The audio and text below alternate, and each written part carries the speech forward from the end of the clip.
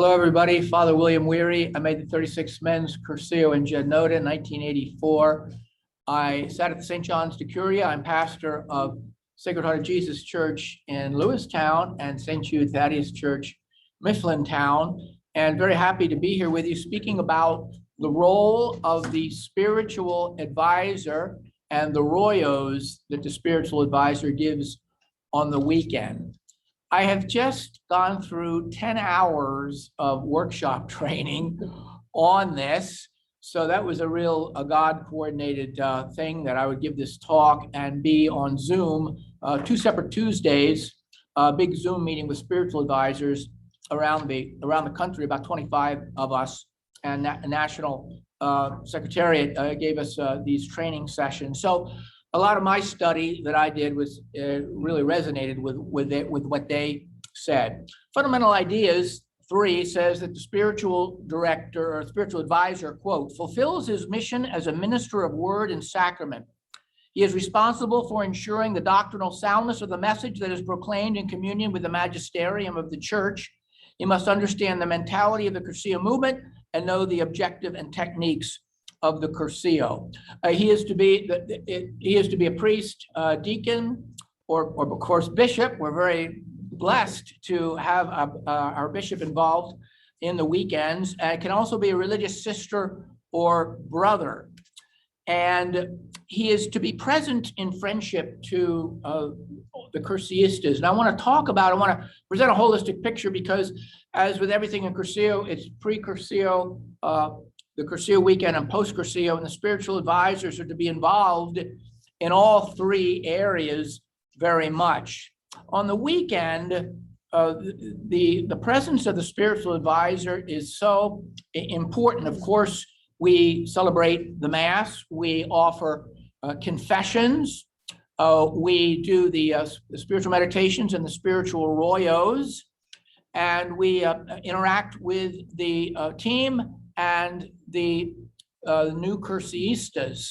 What they call corridor work is very important. The spiritual advisor is to present himself as very amiable, friendly, warm, and that is so important because some of the Cursillistas coming in, the new ones, and maybe even some team, are not that used to being with a priest. Some of the candidates that come in may have only been to Sunday Mass for years and years and years, and just see the priest up at the altar and up at the pulpit, and may feel uncomfortable, might have issues with priests. So it's very important that the spiritual advisor presents himself as accessible and open, warm, friendly, approachable. I try to make it a point to be in the lobby greeting the new Cursillistas on Thursday evening as they arrive with their sponsors, and to greet them in a friendly way, and to be in the social area afterward for snacks and conversations. We are called as spiritual advisors to be in the royo room for all of the royos, and I really try to do that to support the team members, the royistas who are presenting, and to be available. The corridor work for the spiritual advisor, for all of us as leaders, but the spiritual advisor especially, to interact during breaks with the new Cursillistas and team members as well, to be available if there's questions about the faith, requests for counseling and direction, spiritual direction. And it's happened to me a lot of times on weekends where the rector or rectora or another team leader will say to me, Father, so-and-so over there in that de Curia really needs to talk to you. It might be personal problems, but it might be struggles with the weekend as well. I want to say a few words about the spiritual advisor's role outside of the weekend to the leaders in the fourth day. I'm quoting from the manual. Spiritual directors can understand their role within the Cursillo only if they see the whole Cursillo movement as an instrument of environmental evangelization, and see the 3-day Cursillo as one phase in the total strategy of the movement. The 4 phases of the total strategy for environmental evangelization may be summarized as follows. Number 1, selecting persons from certain environments. That's the pre-Cursillo. Make a friend, be a friend, bring a friend to Christ. Number 2, form, evangelizing those selected by the proclamation of the gospel during the 3-day Cursillo. Number 3, link, uniting those converted into a genuine Christian community. That's post-Cursillo. And then finally, enlighten, helping them discover their mission in their environments, also post-Cursillo. We are to be, as spiritual advisors, we're to be familiar with the manuals. We are to be involved in small group reunion, I am, and in Ultreas. At the School of Leaders as well, the spiritual advisor is another Cursista, exploring the meaning of Cursillo in the light of common experience. The spiritual advisor should see the School of Leaders as a means of education for himself as well as for the lay leaders, and may continue in the same ways as lay leaders do, whether by giving royos, a School of Leaders, or by follow-up witness or discussion. Spiritual advisor is the link between Cursillo and the hierarchy. It is his responsibility of keeping the bishop informed about the Cursillo within the diocese. The role of the spiritual advisor is principally to provide sacramental ministry, spiritual theological guidance, and to teach, while providing a particular kind of leadership which collaborates with the lay leaders. We're supposed to be spiritual advisor and the team are to be in close collaboration with one another. I've experienced that in wonderful ways on the weekends that I've made. I'm not to, as spiritual advisor, usurp the role of the laity. It's primarily a lay movement, and I always try to respect that. Let's go back to the weekend description of the royos and their purpose. Each of the meditations has its own characteristics and objectives, and they form a whole, giving a message that is linked together. The first 3 intimately bound together, first 3 meditations, Know Yourself, Prodigal Son, 3 Glances of Christ, constitute the preparation for introduction to the Cursillo and relate to the encounter with self. The remaining 2, Figure of Christ, relate to the encounter with Christ, and then the Christ message to the Cursillistas, encounter with others. There are 5 spiritual royos, also closely bound together like parts of a whole. The royo on habitual grace is the key to all the meditations and the royos. It relates to all the others, and in a real sense, the others flow from habitual grace. The doctrinal theme and base is none other than the theology on grace. Here is the message of the spiritual royos. The divine life, habitual grace, is promoted, updated, and reinforced in us, actual grace, if we drink from their sources, the sacraments. We overcome the difficulties, obstacles to grace, and we receive nourishment from their food, life in grace. All the royos present a vision of what is fundamental to being a Christian. They have a definite purpose. They're not intended to treat all of Christian doctrine. They are all synchronized. Each is a necessary part within the makeup of the Cursillo. The leaders should be familiar with all the talks and have a vision of the total message. It is important to stick to the outlines because there is a progression of content and ideas through the weekend that fits together. It's been related already briefly. There are 4 phases of the weekend. First phase, the preparation stage. That's a Thursday night retreat. Opening talk, 3 meditations in silence. The first meditation, Know Yourself, How You Are, begins the retreat phase of the Cursillo. The intent of the meditation is that the Cursillista takes a look at his or her inner self, becoming more aware of who they are, and to discover their possibilities, to discover their limitations sincerely. The Cursillista is invited in this meditation to a self-encounter. Second meditation, Prodigal Son, How Christ Is. And here we dwell on the Father's mercy rather than on the Son's misery. Concentrate on the forgiveness of the Father should be the emphasis. Here, the Curseista may be freed up to place all their trust in God. The solution to our problems is our return to Christ. The aim is to give the Curseista a chance to compare himself or herself to the prodigal son. Third meditation is the three glances of Christ, how Christ sees you. This meditation ends the retreat phase. After prodigal son, the Curseistas have been left with a clear vision of their state of being before the love and mercy of God. The second phase is the proclamation phase, begins Friday morning. The proclamation phase. In this phase, we continue the plan of bringing the Curseista face to face with himself. We want to present to the person a much more worthwhile ideology than he or she has lived with in the past, a value much more uplifting, which by its basic influence will displace the values, perhaps not so Christian, which the person has upheld until now. There still may be some resistance and or confusion at this point on the part of the Curseistas. Habitual grace, also called sanctifying grace, is the first spiritual royo following the ideal royo, which basically said that it's important to have an ideal. What kind of ideal was not presented? Just that you should have an ideal. Now, the great ideal, the great truth of Christianity is going to be revealed to the Curseista, who is ready to listen, we hope, curiously and critically, albeit with perhaps some lingering confusion or even resistance to change. They will be invited to compare their Christianity with genuine Christianity.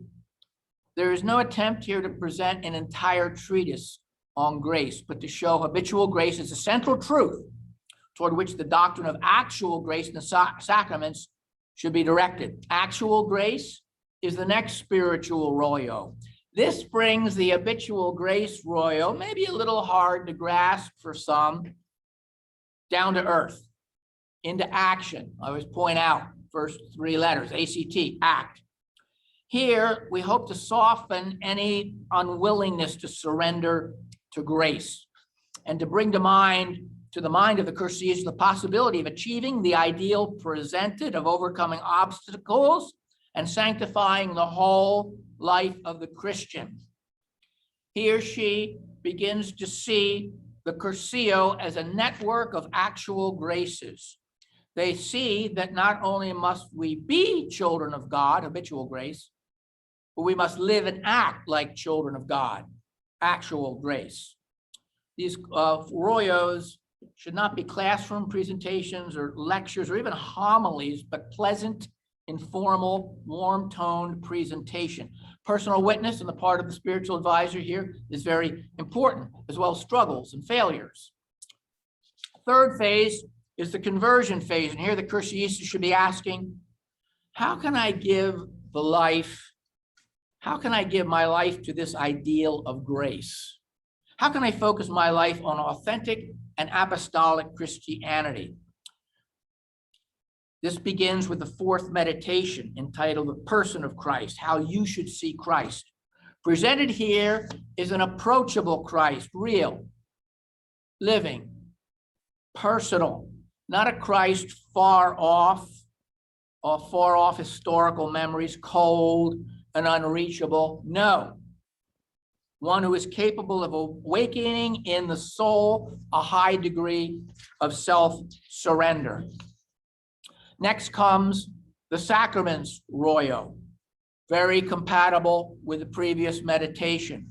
Beginning here, the Curseistas will get the impression that they are learning to be in friendship with Christ, and that the sacraments, especially Eucharist, are very key for that.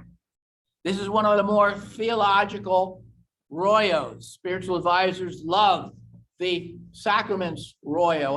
I always have. You're sort of on a roll with that royo. However, we are directed in the literature not to cover everything. This came out in the workshop as well. My 10 hours. There were reports from spiritual advisors in some dioceses, I can't believe this. The Sacraments Royal going like 6 hours. Whoa. I just cannot picture that. But I remember myself as a young cursista, really wanting to cover it all because I love the doctrine of the faith and I love theology. But we're told no. It's just it's not like seminary, not taking them to seminary, but it's to emphasize grace. Sacraments Royal to emphasize grace. And it's very compatible with the other habitual grace, actual grace, ideals, the layperson royos. So it's not to be cold or merely academic. The spiritual advisor here has plenty of room to demonstrate his own conviction about how Christ leads us and helps us through the sacraments, and certainly have done that. When I've talked about, bedside experiences of anointing of the sick, communion and anointing the sick, the last rites and the beautiful experiences I've had with that, and celebrating the Eucharist at the parish, and confirmations. During coronavirus, I'll definitely make this point of a part of my royal. Definitely, I did a deathbed wedding, and the woman called me in and she was dying, and she said, I want to die married in the church. They've been civilly married, right in Lewistown. And so that is grace. That is God calling that woman into friendship, and all those involved in the room, calling them into friendship as well. Next comes the obstacles to the life of grace, the fourth royal on the second day, which allows for a simple but direct approach to looking at sin and its causes, along with means for overcoming sin. It continues the conversion phase. While sort of a serious topic, it should nevertheless be upbeat, while being realistic about the challenges the Cursista will face in the world. And oftentimes at this stage, there is more enthusiasm of the weekend that should be maintained. So you don't want to rain on everybody's parade with the obstacles to grace royal. You have to be realistic about it, about the obstacles that they will encounter. And we always say to them, how many times have we said, you've changed, but the world out there has not changed. Your family has not changed. And that can be a challenge to them. Now we begin the insertion phase of the weekend. It is common here that the Cursistas might approach leaders or spiritual advisors about various questions or struggles they are having, such as, I don't feel anything. We've mentioned this before. Everybody else around me is so enthusiastic. I don't feel, I'm not getting it. And we have to put their minds at ease. We deal with them very charitably. I certainly have. I said it's not about feelings. It's about what you do after the weekend.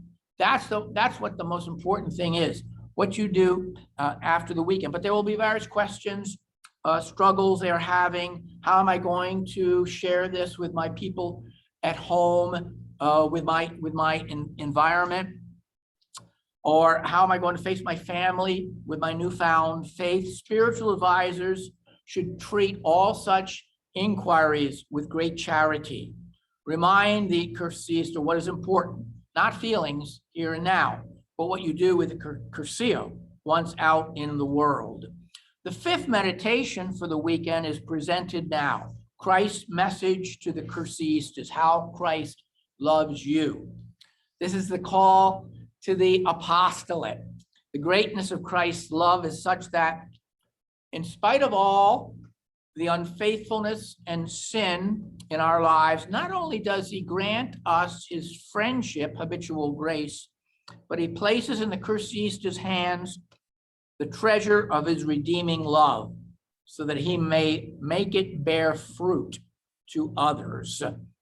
This is the feast of Saint Gertrude. She died in 1301, and she was a Cistercian nun, died at 45 years of age. And in her second reading of the Office of Readings today, it was something she wrote, and she talked about, she went to the convent at 5 years of age.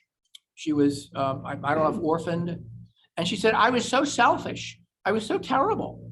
Up until the time that I was 26, I was like a pagan. I couldn't believe reading this. I was like a pagan, so selfish and self-centered. But God had mercy on me and drew me into his intimate friendship.